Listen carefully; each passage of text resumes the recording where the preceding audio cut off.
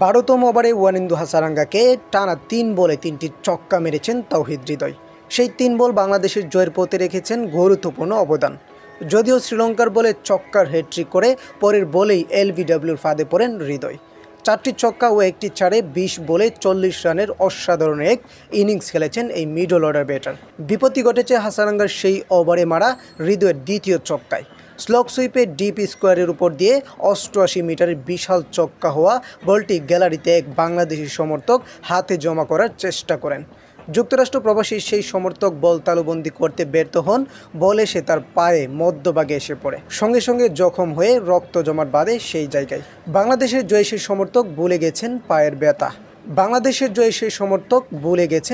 ব্যথা। ম্যাচ শেষে সংবাদ মাধ্যমকে হেসেই বললেন, আমি অনেক খুশি বাংলাদেশ জেতায়। সেই ভিডিও চিত্র পৌঁছে যায় হৃদয়ের কাছেও, যেটি দেখে দুঃখ প্রকাশ করেছেন এই তরুণ ক্রিকেটার। সামাজিক যোগাযোগ মাধ্যম ফেসবুক পোস্টে সেই সমর্থকের ছবি পোস্ট করে হৃদয় লিখেছেন, ছবিগুলো একজন পাঠালো। আমার এখানে এখন মধ্যরাত, কয়েকটি ছবি মাথা থেকে বেরই হচ্ছে না। আমার জন্য কারো রক্ত জ্বলো এটা ভেবেই খারাপ লাগছে। তারপরই অচেনা সমর্থকের উদ্দেশ্যে লিখেন, প্রিয় ভাই আমার, আমি জানি না আপনি কে, শুধু জানি আপনার পরিহিত টি শার্টের বুকে বাংলাদেশের মানচিত্র। আমি একই, আমার মারা চয় অজান্তেই গিয়ে আপনার পায়ে লেগেছে। আপনি হয়তো হাসি মুখেই বলছেন আপনি খুশি, কিন্তু একটি সজোরে আসা বলের আঘাত কতটা ভোগায় তা আমাদের থেকে ভালো আর কেই বা জানে।